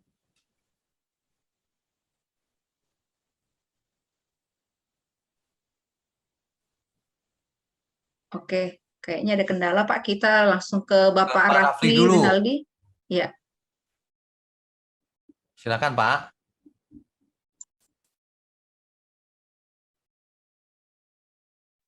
Ya, Ya. selamat malam Pak Tanto. Selamat malam. Puji Silakan, Tuhan, Pak. Shalom. Shalom. Kalau kita bahas masalah wahyu ini jadi ramai Pak ya. Pasti larinya kalau Bapak keluaran mengenai tanda di dahi dan di tangan itu, lari-larinya pasti orang ke wahyu ya. Dan saya duga memang itu Ya. pasti bicara masalah chip 666 juga Pak ya. Ya. Puji Tuhan ya Pak ya, sejak saya mendengar pendalaman ini dari Bapak, yang waktu itu saya hadir di tempatnya, masih ingat nggak Pak? Di Taman Grisenda Pak. Oh iya, Bapak iya. yang ngajar mengenai chip 666 pada waktu itu lagi ramainya Pak itu Pak. Ya. Ya, pada waktu itu saya betul-betul sejak saat itu saya mendapat pengajaran yang Bapak ajarkan itu bagi saya tanda 66 ini itu tidak ada apa-apanya bagi saya ya. Ya. Karena memang apa yang Bapak ajarkan itu pada waktu itu betul-betul saya mengerti ya, dan puji Tuhan sampai saat ini kalau seandainya masih banyak orang yang bertanya itu ya maklum aja Pak ya. Tapi ya kita kembali lagi Pak, maksud daripada tanda di dahi dan di tangan itu kalau nggak salah pada waktu itu Pak Wiknya bilang tanda di dahi itu adalah mengenai mindset kita, cara berpikir kita. Ya. Lalu tanda di tangan itu adalah perbuatan kita ketika kita mengenal Tuhan lebih dalam, apa yang harus kita perbuat gitu. Ya. Itu yang menjadi penting daripada ini. Mengenai wahyu itu semuanya lari-larinya pasti ke sana. Padahal kita bahas malam ini kan keluaran Pak ya. Bisa nyampe ke wahyu Pak. Ya. Dan saya juga heran masih banyak orang yang tidak mengerti mengenai hal ini. Ya, sehingga pertanyaan demi pertanyaan terus bermunculan gitu loh Pak. Kenapa ini bisa seperti itu ya Pak Wikyo? Mungkin Pak Wikyo menyediakan waktu khusus kali ya untuk membahas masalah wahyu kali Pak ya. Iya Pak, nanti suatu hari kita khususkan ya. Tapi saya berharap dari online Bible Study ini banyak orang mengalami pencerahan juga supaya tidak larut dalam hoax. Dunia ini lebih banyak pembicara hoax Pak daripada kebenaran. Mereka sukanya sensasi. Betul itu. Pak Wikyo masih ingat tahun berapa itu? 3 tahun atau 4 tahun lalu ya. Sejak saat itu saya tidak menganggap lagi tanda 66 ini sesuatu hal yang membuat kita bertanya-tanya lagi Pak mengenai chip segala macam itu semuanya tidak perlu kita pikirkan gitu, tidak perlu kita masuki ke dalam pikiran kita ngapain gitu kan. Tidak ada gunanya semuanya itu. Betul nggak Pak Wikyo? Ya, jadi kalau ada yang khotbah nakut-nakutin gitu, lupakan aja Pak. Lupakan aja. Iya, kalau saya sih pada dasarnya seperti itu. Iya, betul. Ya. Dan ini yang memang penting, bagus sekali kalau menurut saya. Ya, yang penting itu yang di dahi kita ini ada nama Yesus nggak? Sama nama Bapa di surga. Nah, itu yang penting. Sama di lengan kita ini ada tanda itu enggak, nah perbuatan kita itu yang akibat dari ada di dahi, maka lahir perbuatan gitu Pak.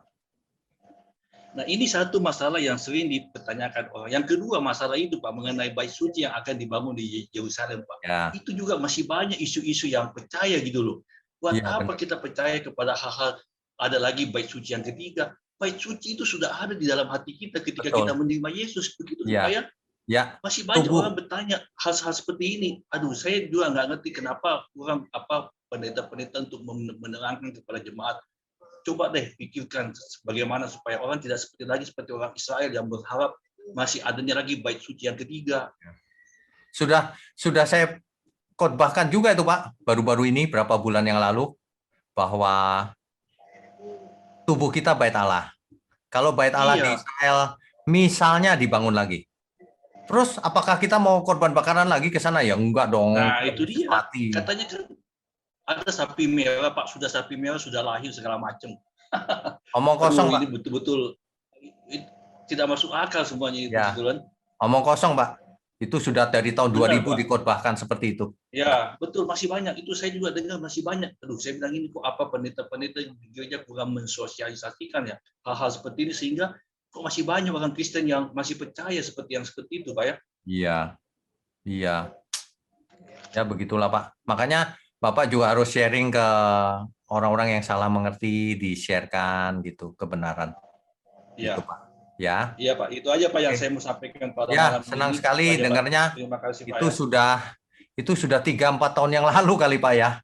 Ya, betul di Taman Krisenda, betul. Saya masih ingat, Pak. Jadi Ya. tadi ketika saya mendengar pertanyaan-pertanyaan, lalu saya dalam hati ini sudah dibahas 3-4 tahun yang lalu, Pak. Ya. Oke. Begitu, Pak ya. Tuhan berkati, thank you, Pak. Ya. Ya. Berkati. Yang terakhir. Ya. Yang terakhir Ibu Ningsi masih Masih bisa. standby. Saya mau minta pengarahan aja nih Pak mengenai tato yang Ibu Yuliana tadi singgung Ya. mengenai tato. Ya. Di gereja saya ada seorang penginjil, dia itu punya bisnis tato. Terus dia menato semua jemaatnya dengan dengan ayat-ayat di badannya itu. Nah, gimana untuk bisa menanggapinya atau ya gimana menanggapinya gitu Pak? Oke. Ya, baik. Sebenarnya ya, tato itu tidak akan menghilangkan keselamatan kita, enggak. Ya. Cuman motivasinya apa dulu, Bu? Semua itu bermula dari motivasi kita. Nah, kalau ini ayat-ayat masih mending sih, Bu. Cuma itu kan sebenarnya juga merusak kulit ya, nggak bisa dihilangkan.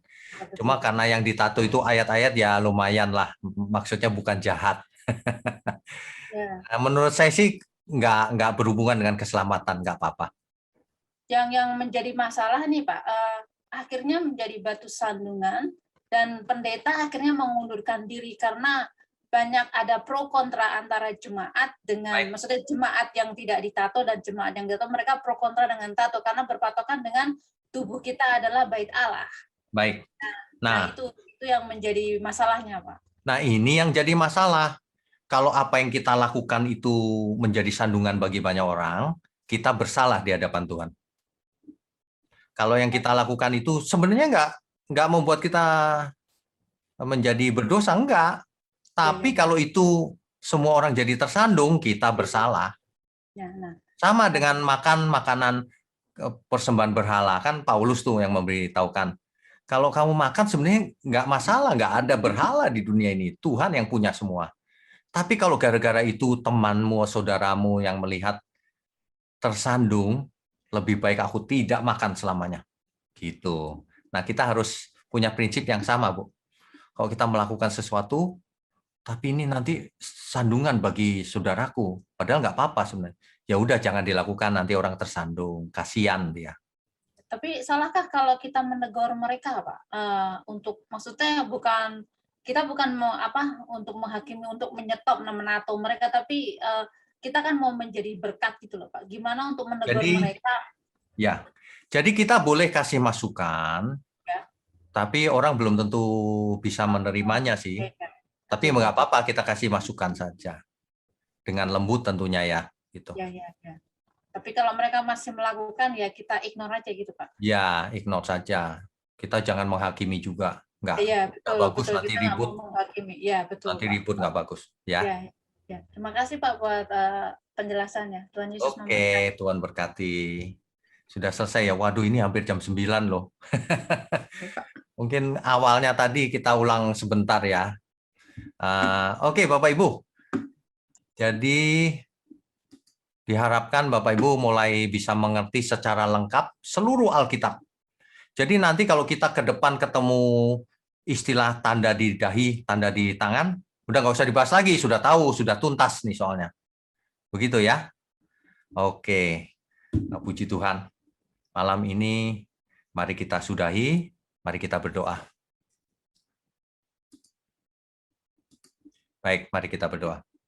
Bapa di surga, terima kasih untuk firman-Mu. Biarlah firman-Mu boleh menjadi pencerahan buat kami semua, agar kami tidak hidup terikat oleh banyak hal, terutama oleh hoax yang tidak bertanggung jawab. Kami bisa menjadi berkat bagi saudara-saudara kami yang belum mengerti. Terima kasih Bapa. Terima kasih juga untuk channel ini. Engkau berkati sehingga banyak orang tertarik untuk mendengar kebenaran. Sehingga seluruh kami diberkati juga. Terima kasih Bapak, secara khusus hamba juga ingin berdoa untuk pribadi-pribadi yang mendukung channel ini, baik dalam doa, dalam dana maupun dalam tenaga, pelayan-pelayan Tuhan. Terima kasih Engkau berkati juga mereka, dan semua kami yang mendengar, baik yang online maupun nanti yang offline. Terima kasih Bapak. Kami mau sudahi malam ini dengan mengangkat tangan kami, menyambut berkat yang turun dari surga. Kami sambut segala berkat yang turun dari Bapa kita di surga, dari Tuhan Yesus Kristus di dalam persekutuan dengan Roh Kudus, yang menyertai kita sampai selama-lamanya. Haleluya. Amin. Saudara sekalian, bicara soal kebenaran, setiap orang merasa benar. Makanya semua kecap dinomor satukan. Ada orang yang mengatakan, saya paling benar, ini paling benar, itu paling benar. Mana sebenarnya yang paling benar? Oleh sebab itu, hadiri seminar 7 natur kebenaran dan aplikasinya. Seminar ini wajib dihadiri oleh para teolog, apologet, pengkhotbah, bahkan oleh para jemaat sendiri, agar kita bisa membedakan manakah yang benar, manakah yang salah. Inilah alat uji kebenaran yang sangat objektif dan alkitabiah. Pastikan saudara ikut dan ajak seluruh saudara dan sahabat-sahabat. Bapak-bapak dan ibu-ibu yang terkasih dimanapun berada, yuk kita belajar pelajaran Alkitab bersama secara online setiap hari Rabu jam 7 malam bersama Pendeta Bapak Wignio Tanto secara online, bisa melalui Zoom. Tetapi kita harus mendaftarkan dulu ke nomor berikut ini. Selamat bergabung dan Tuhan Yesus memberkati.